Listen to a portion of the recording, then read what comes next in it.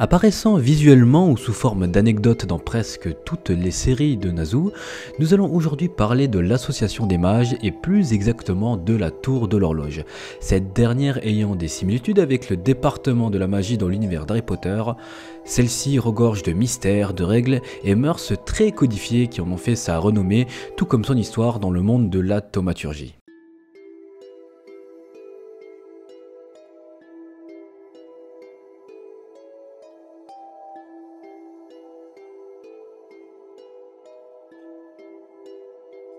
Institution mère du monde magique, l'Association des mages est une organisation internationale formée par des mages dans l'objectif de préserver, dissimuler et développer la thaumaturgie. Pour cela, elle permet à ses membres venus des quatre coins du globe d'avoir les ressources et connaissances nécessaires à leurs travaux. C'est aussi elle qui détient la majorité des terres spirituelles possédant de puissantes ley lines qui sont les énergies magiques canalisées à travers la Terre et dont elle confie la supervision à des mages locaux. Toutefois, l'association des mages est aussi chargée de faire respecter les lois, notamment sur le secret de la magie aux yeux des mortels. Révéler l'existence de la thaumaturgie au monde extérieur est l'un des principaux interdits posés par l'association, car le mystère, ou même la source qui permet des phénomènes naturels, viendrait à s'affaiblir dans ce cas, voire s'éteindre, ce qui signifierait l'arrêt de toute pratique de la thaumaturgie. Le QG de l'association se situe dans sa branche principale, située à Londres, en Angleterre. Elle se nomme la Tour de l'Horloge. Les deux autres branches de l'association, l'Institut Atlas en Afrique du Nord et la Mer Errante en Europe du Nord, sont quant à elles très indépendantes.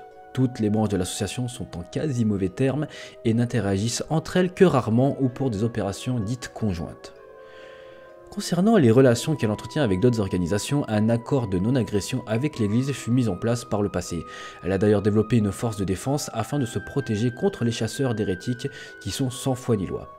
Les autres organisations magiques ou les agents assassins de Gaïa sont d'ailleurs les plus grands ennemis de l'association des mages.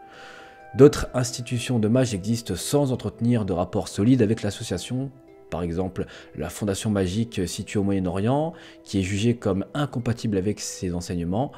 Même chose avec l'idéologie de la sorcellerie chinoise, qui est non reconnue. Mais il arrive que l'association collabore avec d'autres entités, notamment l'Organisation des Nations Unies dans Fate Grand Order, sa branche magique plus précisément. Créée en l'an 500 par les derniers disciples de Solomon vivant, ces derniers souhaitant préserver la thaumaturgie qui se mourait, elle subira de nombreux conflits qui soient internes ou externes au fil de son histoire, menant à sa stabilité vers l'an 2000. Voici une petite liste d'événements chronologiques la concernant.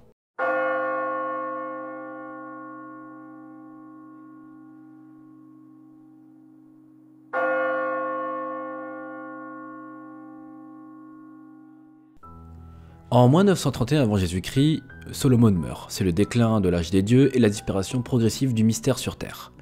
Avant l'an 0, il y a la naissance du premier magicien, puis à l'an 0, le directeur, un des disciples de Solomon, fonde l'association avec d'autres mages de l'âge des dieux. Le quartier général de l'association est situé dans la mer Errante à ce moment-là. L'objectif de l'association était initialement la conservation des connaissances sur la magie, et bien sûr si tout cela venait à se savoir et si le mystère venait à s'éteindre. En l'an 20 après Jésus-Christ, il y a un remplacement progressif de l'éther véritable, donc c'est le cinquième véritable élément théorique qui permet la thaumaturgie, par le nouvel éther, comme je l'appelle, le cinquième élément imaginaire. Les mages décidant de développer la thaumaturgie avec l'association entrent en désaccord avec ceux refusant cette nouvelle forme de magie, et tout cela mène à une scission. Les mages réfractaires de l'Institut Atlas et la Mer Errante quittent l'association tout en maintenant des relations dites amicales avec cette dernière à ce moment-là. Entre l'an 20 et l'an 100 après Jésus-Christ, le directeur de l'association s'évertue à développer la thaumaturgie à travers différents pôles à travers le monde. Le nombre de mages augmente considérablement à ce moment-là, amenant à un renouveau de l'âge des dieux. À ce moment-là d'ailleurs, les vrais ancêtres multiplieront les attaques contre les mages.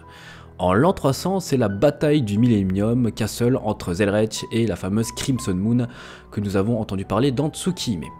Entre l'an 300 et 500, l'hiver de la magie comme il l'appelle, la société thaumaturgique est sur le déclin encore une fois. L'église devient de plus en plus puissante dans les pays d'Europe de l'Ouest, les villes de l'association disparaissent et les unes après les autres à la suite des conflits avec l'église.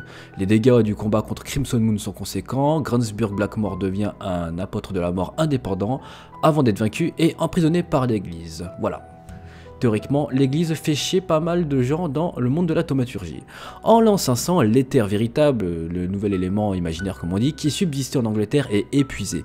Création de la tour de l'horloge qui devient le quartier général de l'association des mages à ce moment-là. La mer errante coupe ses liens définitivement avec l'association à ce moment-là. Entre 600 et 900, début de l'excavation de la tombe d'Albion, je vous expliquerai un peu plus tard qui était Albion, les mages creusent dans les souterrains britanniques et collectent des précieuses ressources magiques. La tour de l'horloge devient d'ailleurs le nouvel espoir du monde thaumaturgique qui était alors en déclin encore une fois, et beaucoup de mages riches s'y rassemblent pour la soutenir et lui donner un nouveau vent. Vers 900, c'est la naissance de Justus Liesrich von Eisbern, l'existence de la troisième magie éprouvée après qu'elle ait été perdue pendant plus de 1000 ans. La famille Eisbern donne renaissance, entre parenthèses, à la troisième magie. Vers l'an 1000, Bartholomew arrive à la tour de l'horloge et crée le fameux rang des lords, des mages dits aristocrates. Vers 1200, la tour de l'horloge devient le cœur de la société magique dans le monde entier. Le système aristocratique est complété et les 12 départements sont créés. Les 12 départements qui permettront de référencer les différentes catégories de thaumaturgie qui deviendront par la suite ce que étudieront les élèves de la tour de l'horloge. En 1400, Zepia Eltna-Malsasia devient le directeur de l'Institut Atlas de son côté. Vers 1600, l'ancien département des politiques est considéré comme problématique et devient une branche légale. Les départements sont à présent au nombre de 11. Oui, différents départements se modifieront à la suite de tensions et du fait qu'ils ne rentreront pas en compte au sein de la vie politico-sociale de la tour de l'horloge. Vers 1800, la révolution industrielle en Angleterre, bien que cela soit problématique pour le monde de magie, cela complexifie les connaissances et la technologie porte un puissant coup à l'église et son unique vision du monde. Donc à ce moment-là, à son tour, à l'église de prendre cher, on va dire, entre parenthèses, puisque maintenant la technologie remplace de plus en plus ses croyances et la modernisation du monde fait en sorte que les soi-disant miracles de Dieu deviennent de plus en plus logiques et expliqué scientifiquement. Des conflits d'ailleurs internes concernant le bien ou le mal qu'apporte cette révolution industrielle au monde des hommes a lieu au sein de la tour de l'horloge. Cette lutte donnera lieu à des guerres entre les factions aristocratiques et démocratiques. La thaumaturgie moderne ne peut plus être ignorée et devient la 12e faculté. Bien qu'elle soit ajoutée, l'étude de la thaumaturgie moderne est méprisée et aucun lord ne décide de prendre la tête de ce nouveau département jugé non reconnu par rapport au monde de la magie. Et bien sûr, des années plus tard, en 1994, lors des événements de la 4ème guerre du Graal, Lord Elmeloy meurt dans un rituel appelé la guerre du Graal ayant lieu au Japon, bien sûr ça tout le monde le sait. Et en 2004, la 5ème guerre du Graal débute, des rumeurs circulent sur une possible reproduction de la 3ème magie à ce moment-là, puisque les Eisbern seront de la partie. Et bien sûr tout ça vous le connaissez, ce sont les événements de Fate Stay Night lors de Fate Zero et de Fate Stay Night 2006, pour ceux qui ont vu la série à ce moment-là.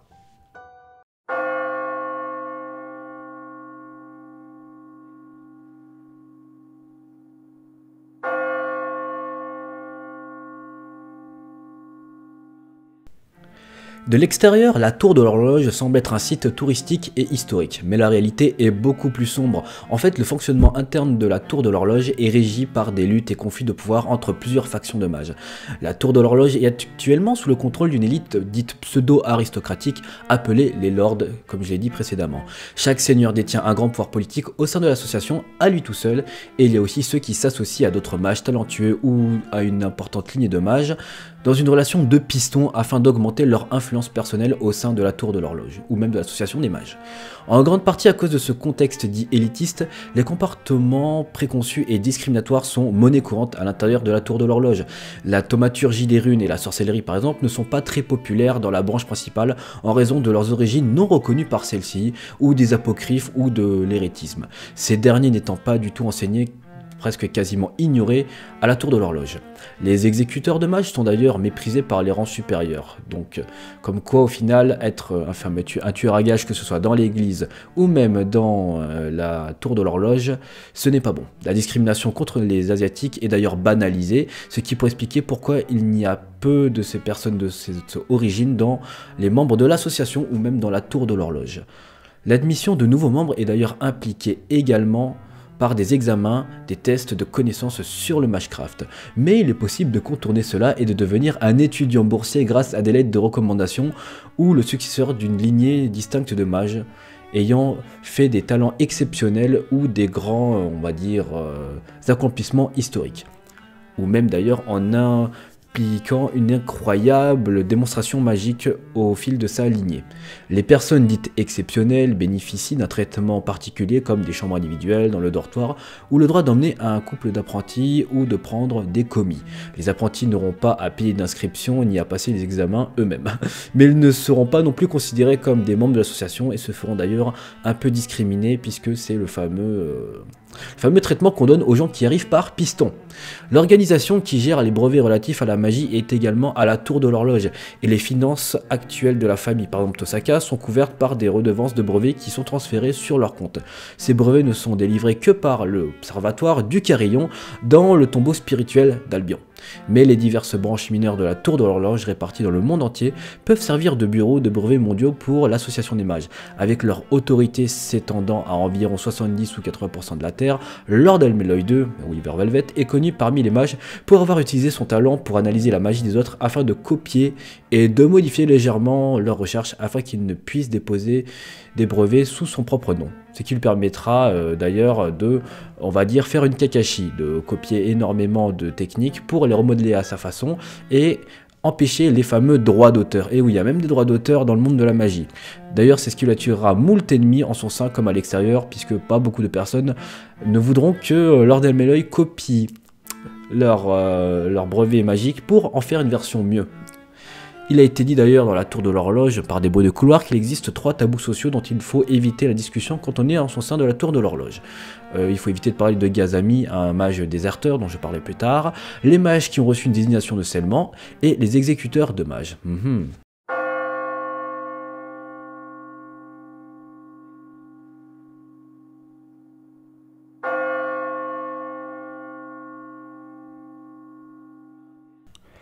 La tour de l'horloge est située au British Museum, plus précisément le musée est l'endroit où se trouve l'entrée principale. La tour de l'horloge et ses installations étant quasi souterraines.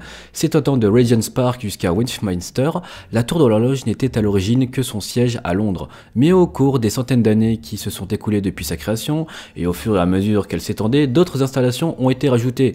C'est la plus grande forteresse magique du monde de la magie, protégée par des centaines d'engins défensifs magiques, et ne serait pas détruite même si la Terre elle-même l'était. Dans la partie la plus profonde, il y a une zone spéciale appelée Bas du Pont, où l'association confine de nombreux mages avec une désignation de scellement qui sont soi-disant dangereux parce que leur talent était trop remarquable. Il y a aussi le campus. Le reste de l'association comprend 11 départements qui sont réconfigurés comme leur propre ville universitaire dans les districts et les banlieues entourant Londres, par exemple sur Rox Road, etc. Le 12e Mistil, la faculté des fondements généraux, est le premier département. Il sert de bâtiment académique principal situé dans la banlieue de Londres et a une apparence similaire à Big Ben. Cela ressemble à une vieille université normale à l'extérieur en raison d'un champ délimité mystique et psychologique. Les personnes non mages ne peuvent entrer négligemment. Le paysage urbain est une juxtaposition d'architecture contemporaine et médiévale avec certains des bâtiments datant du XIIe siècle, mais toujours aussi bien conservés. La commune se compose de plus de 40 résidences étudiantes et de plus d'une centaine de bâtiments de recherche et de structures scolaires à vocation diverses, ainsi que des quartiers d'affaires qui sont des approvisionnements pour les habitants locaux. Au centre de cette zone, la première école construite parmi les bâtiments de la ville est ce que les mages appellent partout, avec grandiose, la tour de l'horloge proprement dite. Il y a aussi la tombe spirituelle d'Albion. Voilà, on va enfin parler d'Albion, qui est un dragon. La tour de l'horloge est construite au sommet du tombeau spirituel d'Albion. C'est le cadavre d'un dragon de la taille d'une montagne qui s'est aventuré au-delà de l'envers du monde avec l'avènement de l'âge de l'homme et à la fin de l'âge des dieux. Et il mourut plus tard en essayant de creuser jusqu'au revers de celui-ci pour rentrer chez lui. Malheureusement, il en est mort. Il y a 4 entrées au tombeau spirituel d'Albion dans tout Londres, dont l'une est située dans le quartier chinois de Londres, à Soho. Construit comme un labyrinthe, il est la source de nombreuses ressources mystiques pour les mages de la tour de l'horloge et de nombreuses rumeurs. Et il abrite également des bêtes magiques qui la défendent. Plus vous allez en profondeur, plus les choses deviennent étranges. Et à mesure que vous vous rapprochez de l'envers du monde, la dangerosité augmente, que ce soit au niveau de la pression magique ou même des créatures qui y rôdent. Au bas de la tombe spirituelle d'Albion se trouve l'observatoire du Carillon, la plus ancienne salle de la tour de l'horloge, où sont décidés les désignements de scellement, ainsi appelés à cause de la cloche géante suspendue dans l'observatoire qui sonne à chaque fois qu'une désignation de scellement est attribuée, un peu comme une alarme incendie. L'autre fonction de l'observatoire Carillon est d'assurer que les redevances de formules brevetées magiques soient bien exécutées, par le biais de l'observatoire ayant été capable de détecter la trace de Magecraft provenant de la tour de l'horloge exprimée par le mage. Cependant, le Carillon ne peut pas observer le monde entier, c'est pourquoi la tour de l'horloge a d'autres branches, chacune avec ses propres observatoires, permettant aux droits d'auteur de Magecraft d'être appliqués dans environ 70 à 90% du globe. Bah dis donc, la SACEM c'est pas ça. Il existe d'ailleurs d'autres emplacements. Certains bâtiments et institutions affiliées sont connus pour être situés ailleurs. Par exemple, Gazami était traité comme la catastrophe numéro 1 de l'association et il a été enfermé au pied de la tour de Londres dans une cage secrète avant de s'évader à la fin du XXe siècle.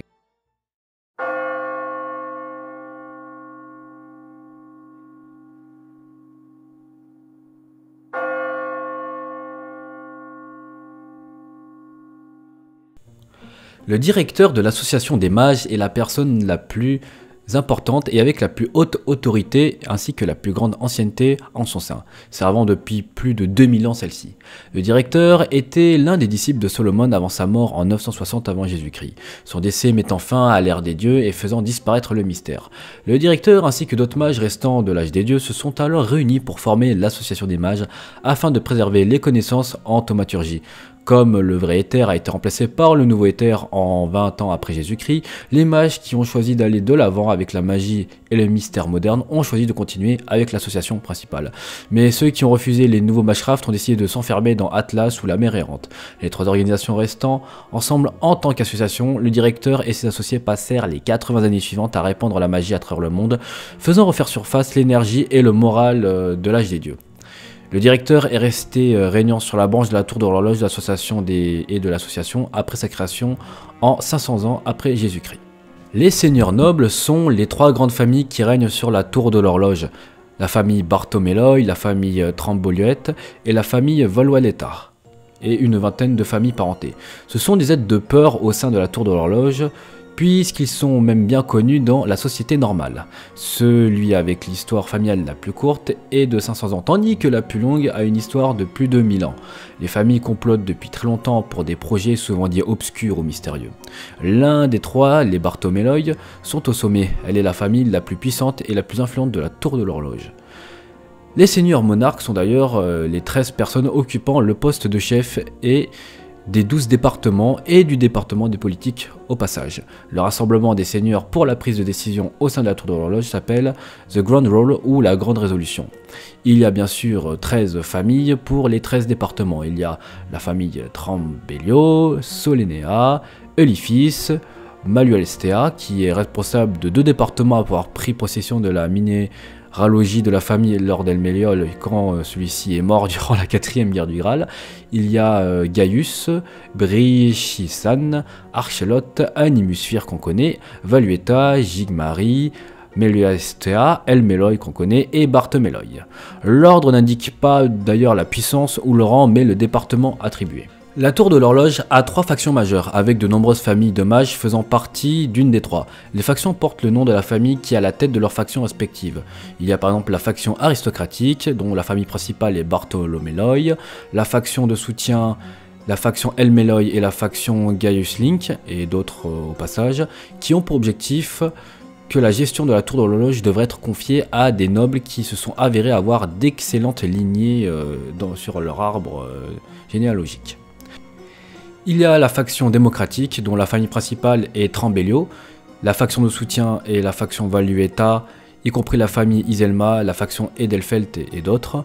Ils ont pour objectif que la lignée doit être ignorée et que ceux qui ont le talent doivent être en charge de la tour de l'horloge. Il y a aussi d'ailleurs la faction neutre, la 3e, qui a pour famille principale Meluestea, ainsi que en soutien Brichisan et Jigmari, ainsi que d'autres, un peu plus mineurs dans l'histoire.